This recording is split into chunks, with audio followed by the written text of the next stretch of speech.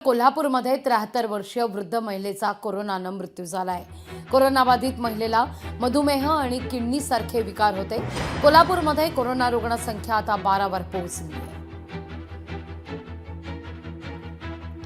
या सगळ्याविषयी अधिक माहिती घेण्याकरता थेट जातोय आपले प्रतिनिधी आहेत आपल्यासोबत स्वप्नील जाधव यांच्याकडे। स्वप्नील, आपण पाहतोय कोविडची रुग्णसंख्या आता वाढताना पाहायला मिळते देशात आणि महाराष्ट्रात सुद्धा, आणि त्याच अनुषंगाने काही मार्गदर्शक सूचना सुद्धा जारी करण्यात आल्या आहेत। स्वप्नील,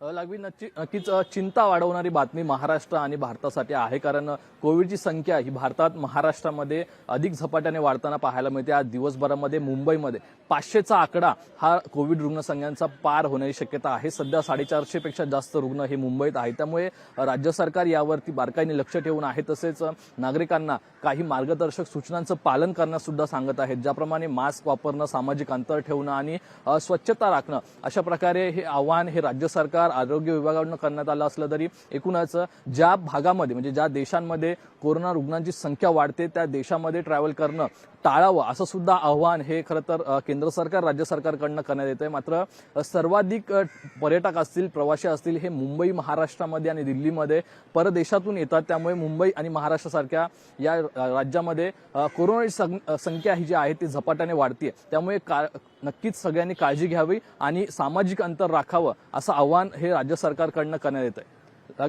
लागवी स्वप्नील, तुर्तास धन्यवाद तुम्ही दिलेल्या एकूणच या सविस्तर माहिती करता। तुमच्याकडून या सगळ्या संदर्भात अपडेट घेतच राहू। लोकशाही मराठी ऐका, पहा, जागरूक रहा।